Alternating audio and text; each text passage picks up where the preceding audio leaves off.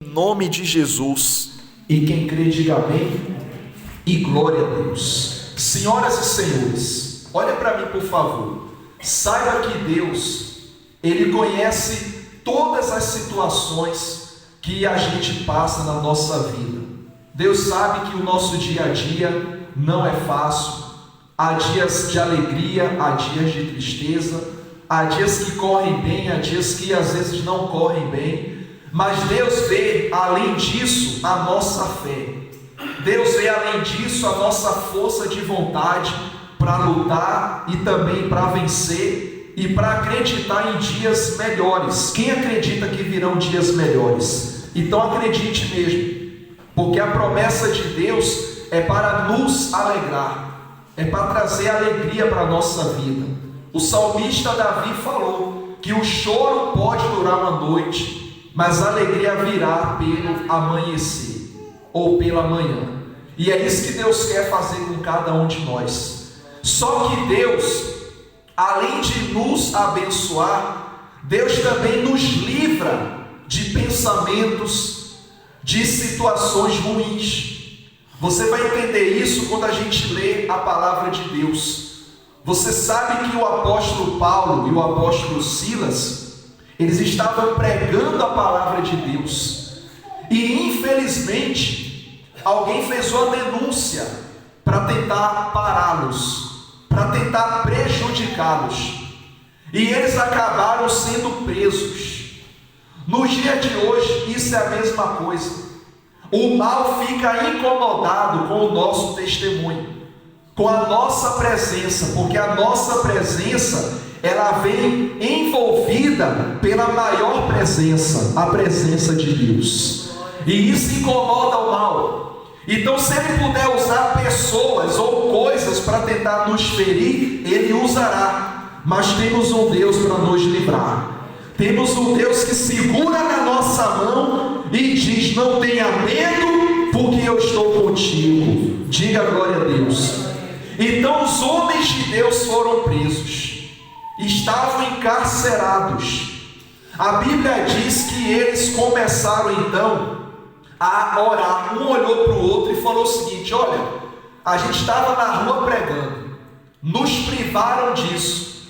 Já que estamos aqui e não tem nada para fazer aqui nessa cela, vamos orar, vamos cantar louvores. E a Bíblia diz que após isso Deus enviou um socorro. Houve um tremor de terras naquele lugar, as portas se abriram e o poder de Deus se manifestou. Mas há um detalhe muito forte nessa palavra, é que os apóstolos, eles na hora que viram tudo se abrir, eles tiveram a revelação de ajudar uma pessoa. Deus fez uma grande obra para libertá-los, mas o diabo iria causar uma grande destruição.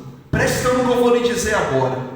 Quando a gente recebe uma grande bênção, Satanás faz de tudo para tentar preparar uma decepção, uma luta, uma dificuldade, uma barreira, uma situação para a gente se entristecer. Diga: está repreendido. Ou seja, os homens de Deus estavam livres. O que o mal fez? Criou uma situação para tentar envergonhar o nome de Deus. Mas o nome de Deus ninguém envergonha, porque o nome de Deus está acima de todos os nomes. Para você entender, diz assim, Atos 16, versículo 25.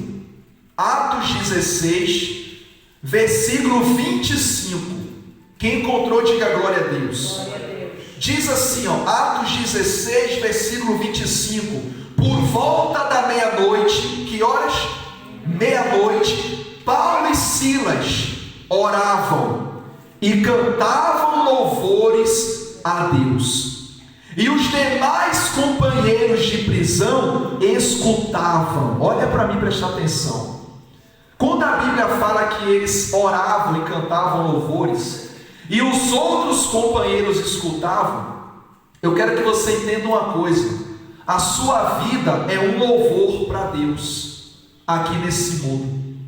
Tem muita gente que lhe conhece, principalmente gente da sua família, mas trazendo para o lado das amizades, tem muitas pessoas que você já conhece, que elas conhecem você.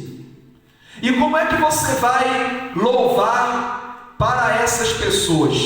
É dando o seu bom testemunho. Presta atenção, eles estavam presos, mas estavam orando e cantavam louvores a quem? E a Bíblia diz que os outros estavam o quê? Escutando. Tem gente que está observando sua vida, não para o lado ruim, mas para o lado bom.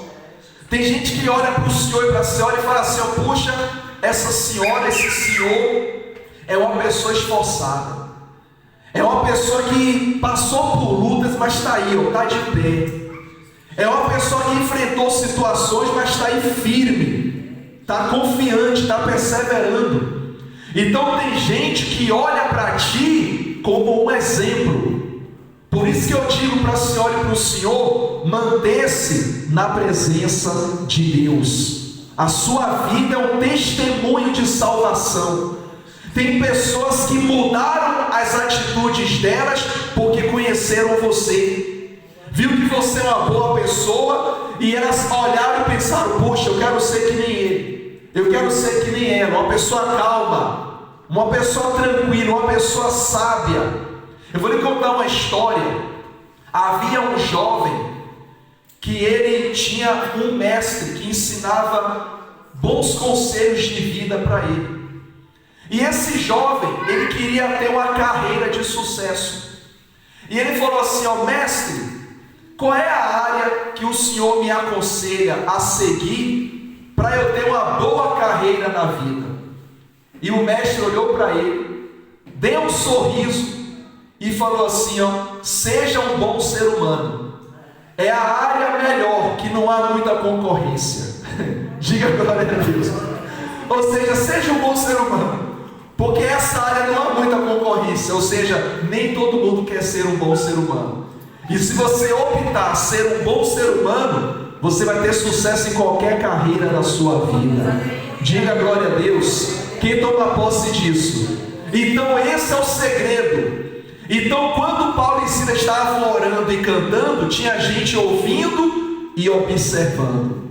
Tem gente observando o seu esforço, tem gente observando sua dedicação, tem gente observando sua força de vontade, tem gente observando sua fé, sua confiança em Deus, sua obediência à palavra de Deus. Tem gente que está olhando para você, e olhando no bom sentido. Eu quero só focar nas pessoas que olham para ti para o lado bom. Eu não quero falar aqui de pessoas que olham para ti desejando o teu mal. Não quero falar sobre isso. Deus não quer falar sobre isso hoje. Deus quer falar sobre pessoas que estão se espelhando na maneira boa que você é, no ser humano bom que você se tornou. Diga glória a Deus.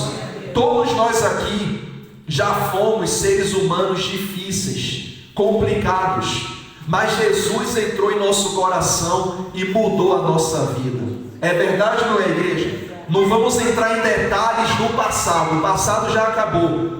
Hoje você é um bom ser humano. Continue assim, porque muita gente está olhando para ti e está feliz em saber que você é uma pessoa diferente, uma pessoa boa para conversar, uma pessoa boa para conviver, para trabalhar, enfim, para estar. Então continue sendo uma pessoa de bom coração. Diga glória a Deus. Aí diz aqui mais, ó, o versículo 26: de repente sobreveio tamanho terremoto que sacudiu os alicerces da prisão.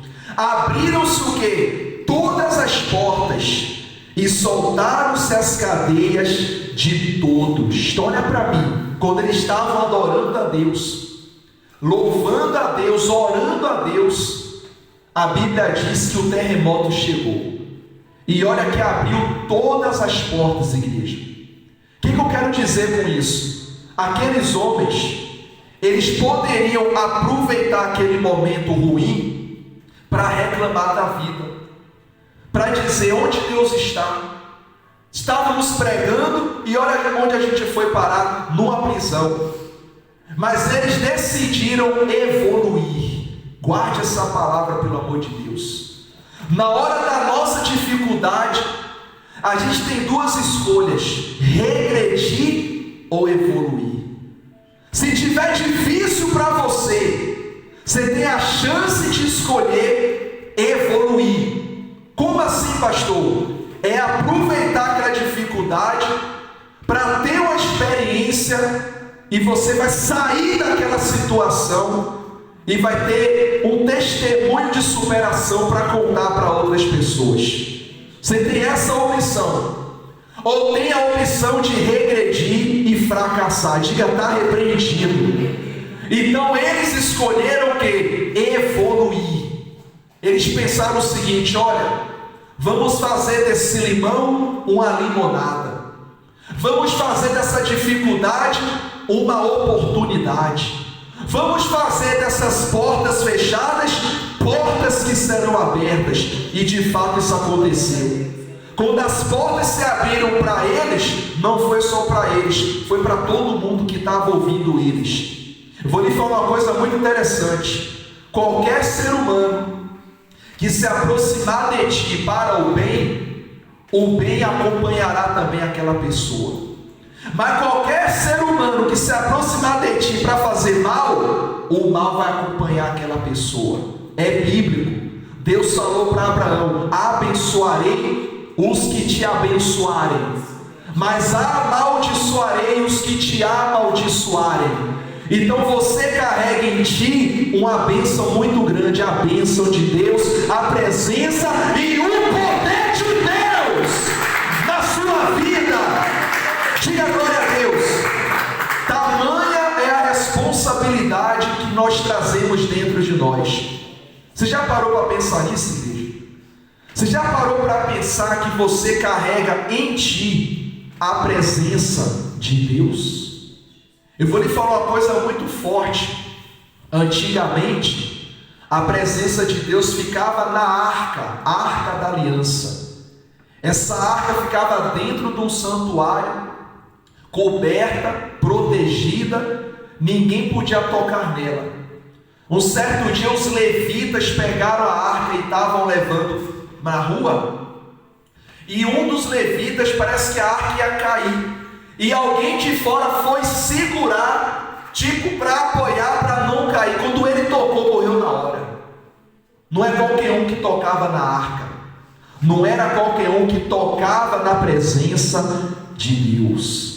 O outro foi ajudar, com boa intenção, ele foi ajudar. Quando tocou, morreu na hora, foi fulminado na hora. É como se Deus falasse: quem és tu para tocar em mim, se eu nem te conheço? Embora ele foi para ajudar, para segurar a arca. É tipo alguém estar com uma caixa na rua e a caixa vai cair, você vai, quem percebe? Tentar ajudar. Só que você não vai cair no chão, você vai ajudar a pessoa. Mas aquilo não é uma arca, é uma caixa de papel. O que o outro foi segurar era uma arca. Dentro dela estava o maná, as tábuas dos 10 mandamentos e a vara de Arão que floresceu. 3 preciosidades de Deus. Olha só, as tábuas que escreveu foi o próprio Deus, o maná, o pão que Deus mandou, e a vara, Deus mandou pegar um galho seco, sentar ligado à árvore, um galho seco normal, e floresceu o galho seco. Então tinha ali 3 coisas que tinham o poder de Deus. Então a arca, meu Deus, se alguém tocasse e não tivesse com o coração bom, caía na hora, e a pessoa, quando tocou, foi fulminada na hora. Hoje Deus não está dentro mais daquela arca. Deus quer estar dentro de mim, dentro de você. Por isso que a Bíblia fala: não toque nos meus ungidos, nem maltrate meus profetas. Essa palavra serve para todos nós aqui. Tu é de Deus, sou pastor. Ai daquele ou daquela que tocar em ti. E o tocar, preste atenção, muita gente não entende. O tocar não é só bater ou tocar, não. É falar, usar a língua para falar mal. A pessoa não está te vendo, mas ela está lá do outro lado falando mal de ti, ela já está tocando em ti. E Deus vai pesar a mão naquela pessoa. O tocar não é só tocar com a mão, não, irmão. É falar, é tocar na reputação da pessoa, tocar na sua credibilidade. Teve um tempo atrás que tinha um sujeito que ficava lá em cima, falando mal de mim para todo mundo que saía da reunião. Ficava falando, pastor isso, pastor aquilo, pastor isso. Eu nem falo como é que está a vida dele, que se eu falar, você até vai chorar. Mas quem mandou ficar tocando? Olha a situação. Alguns aqui foram parados para ele falar um monte de besteira aí, coisas que nunca existiram. E eu entreguei na mão de quem? Na mão de Deus. Não vou perder tempo discutindo. Não gaste seu tempo discutindo. Olha, o tempo que gasta discutindo, sabe o que você faz? Vai orar a Deus. Vai cantar um louvor. É melhor 5 minutos adorando a Deus do que 5 minutos debatendo com gente que não vale nada. Quem percebe, pastor? Não há ditado que diz: na boca de quem não presta, quem é bom não vale nada. Quem já ouviu esse ditado? É verdade ou não é? Então, olha, segue teu caminho. Então a Bíblia fala que Paulo e Silas, eles estavam concentrados em adorar a Deus. Por favor, senhoras e senhores, se concentre em adorar a Deus. Quando eu digo adorar a Deus, não é só na igreja. Quando você está lá no seu trabalho, fazendo o seu melhor, você está adorando a Deus. Quando você está na rua e ajuda alguém de alguma maneira, você também está adorando a Deus. Quando você dá um bom testemunho, você também está adorando a Deus. Quando você faz o certo, você está adorando a Deus. Ou seja, tudo que você faz de bom, de positivo, é uma adoração para o nosso Deus. Por isso que a gente o adora em espírito e em verdade. Continuando, diz aqui, o versículo 27. O carcereiro despertou o quê? Do sono. E vendo abertas as portas do cárcere, puxando da espada, o que queria fazer? Ia se matar, supondo que os presos tivessem fugido. Então olha para mim agora. Agora vai entrar a parte mais forte da pregação. Deus mandou uma grande vitória, libertando os servos dele. Aí o diabo, vendo a grande vitória, já quis armar uma grande armadilha, fazendo o homem se suicidar. Olha que situação. O diabo queria envergonhar o nome de quem? De Deus. Só que Paulo e Silas não fugiram. Eles ficaram. Quando uma cadeia, ela é tipo aberta as portas, normalmente os prisioneiros querem o quê? Querem logo fugir, imediatamente. Aqui foi ao contrário. Estava tudo aberto, estava tudo pronto para eles fugirem. Foi o contrário, eles ficaram. Como é que eles ficaram, pastor? Você vai ver agora, o versículo 28. Mas Paulo bradou em alta voz: não te faças nenhum mal, que todos aqui estamos. Olha para mim, nem Paulo, nem Silas, nem os outros presos fugiram. Eu acredito que os outros presos que estavam junto com Paulo e Silas eram as pessoas que estavam na praça ouvindo a pregação deles, que eles estavam pregando numa praça, e alguém fez uma denúncia. Então eu acredito que esses presos que estavam presos não eram bandidos, eram pessoas da fé que estavam ouvindo a pregação e foram todos levados para o cárcere. Tanto é que nenhum fugiu. Se tivesse algum bandido, já tinha o quê? Fugido. Quem percebe o pastor? Onde eu quero chegar com isso? Quem é de Deus não se precipita, aguarda a hora certa. Quem é de Deus, mesmo a porta estando aberta, tem paciência, tem tranquilidade. Por que o carcereiro queria se matar? Porque naquela época havia uma lei que se o carcereiro do turno permitisse a fuga de algum bandido, aquele carcereiro seria morto. Então ele pensou: bom, se fugiu todo mundo, já que vão me matar, eu já vou adiantar o meu lado, eu vou tirar minha vida. Quando Paulo viu ele pegando a espada para se furar com a própria espada, Paulo deu um grito: olha, não faça isso não, está todo mundo aqui, olha aqui, ó. Ninguém fugiu. Vou usar aqui uma linguagem ilustrativa. Creio que Paulo falou assim: olha, carcereiro, ninguém aqui fugiu porque aqui não tem bandido. Nós somos pessoas trabalhadoras, somos honestos e não fizemos nenhum problema lá fora. A gente estava pregando a palavra do Deus Todo-Poderoso. E quando a gente estava cantando, e você até ouviu aí as canções, a gente estava adorando a Deus, e olha o que aconteceu: Deus abriu as portas para a gente poder se salvar. Porém, a gente vai salvar você também. Olha o que diz aqui, ó, o versículo 29. Então o carcereiro, tendo pedido o quê? Uma luz, entrou precipitadamente e trêmulo prostrou-se diante de Paulo e Silas. Olha só, igreja, ele pediu o quê? Uma luz. Olha, me dá uma luz. Tem muita gente que vai te procurar querendo a mesma luz que está em você, e essa luz, olha, é Jesus. Ele pediu o quê? Uma luz, porque ele estava nas trevas, mas ele falou: olha, eu quero uma luz. E aí ele se prostrou, com certeza pediu desculpa, pediu perdão, e olha o que aconteceu. Versículo 30: depois, trazendo-os para fora, disse: senhores, o que devo fazer para que seja salvo? Responderam-lhe: crê no Senhor Jesus, será salvo tu e tua casa. Olha só, igreja, você viu a pergunta desse homem? Senhores, o que é que eu faço para eu ser salvo? É muito forte essa palavra. Olha a atitude desse homem. E por que ele fez essa pergunta? Porque com certeza Paulo e Silas estavam pregando ali embaixo também, estavam pregando na rua, foram presos. Quando foram lá para o calabouço da cadeia, continuaram pregando. E o carcereiro ouviu a pregação. E depois que as portas se abriram e ninguém fugiu, ele falou: olha, realmente esses homens são homens de Deus. Aprenda uma coisa, igreja: quem é de Deus é diferente. Não é melhor que os outros. Nós não somos melhor nem pior, mas somos diferentes, porque somos o povo de Deus. Por isso, aonde tu trabalha, aonde tu estuda, tu tem que fazer a diferença.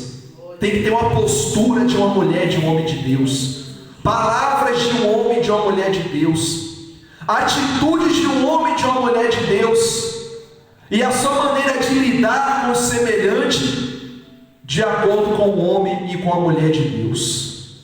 E ele pergunta: senhores, o que é que eu faço para que eu seja salvo? E aí Paulo falou: olha, creia no Senhor Jesus e será salvo tu e o que mais? E a tua casa. Continuando aqui, ó, o 32: e lhe pregaram a palavra de Deus, e a todos os de sua casa, naquela mesma hora da noite, cuidando deles, lavou-lhes os vergões dos açoites. A seguir foi ele batizado e todos os seus. Então, levando-os para a sua própria casa, lhes pôs a mesa, e com todos os seus manifestava grande alegria por terem crido em Deus. Olha só, igreja, olha que mensagem forte, olha que situação maravilhosa. Por isso que eu digo, olha para mim, presta atenção. Deus permite às vezes certas lutas para poder nos ensinar e nos abençoar. Deus permite às vezes o que é bom para lá na frente nos dar o extraordinário. Diga glória a Deus. Então às vezes a dificuldade de hoje será a sua vitória de amanhã. Às vezes a sua tristeza de hoje será a sua alegria amanhã. Às vezes a porta fechada hoje será a porta aberta de amanhã. Diga glória a Deus. E essa é a vontade Que você seja feliz e seja uma pessoa realizada e também abençoada. Diga glória a Deus. Resultado: houve salvação naquele dia. O que era para destruir, para acabar, Deus fez uma nova história, um novo começo. E eu profetizo isso também na tua vida. O que veio para lhe destruir, não lhe destruiu, te deixou mais forte. Você se levantou e hoje você está dando glórias ao nosso Deus. Por isso a Bíblia diz que todas as coisas contribuem para o bem daqueles que amam a Deus, daqueles que fazem a sua vontade e obedecem os seus propósitos. Diga glória a Deus. Amém, igreja? Fique em pé, por favor, em nome de Jesus.